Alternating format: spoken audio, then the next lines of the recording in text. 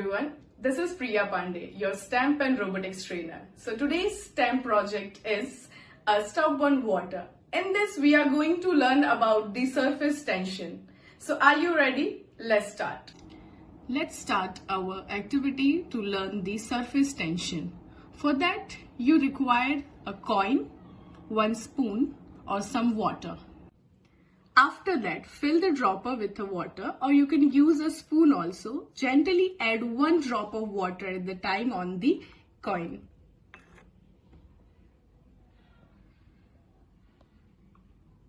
Likewise, add water on the coin until a small dome of water form it.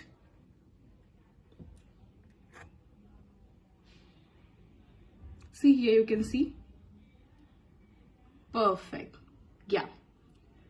After that, if you're seeing, as you keep adding a water on the coin, it continuously to bulge and form a down on the top of the coin instead of flow off.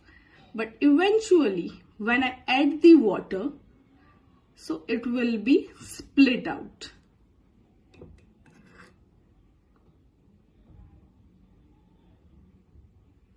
Okay. So if you are thinking that why did the water not spill over the edge? This is because of a property of water called a surface tension. The structure of water molecule is such a way that they stick tightly together. So as more water is added on the coin, the water molecule pull each other inward and stick together strongly, forming a dome. However, you keep adding more water, the surface tension can no longer hold against the pull of gravity and the water eventually split out. Let's add one more water. So you can see the surface tension of that water will be break down. See, it's split.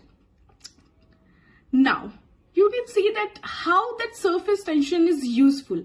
So today I am going to tell you how the surface tension is useful. You would have a notice that a property of water on a rainy season, that water forms a droplet against the window instead of spreading out. They are just stick on the window, or you can see on the car of mirror.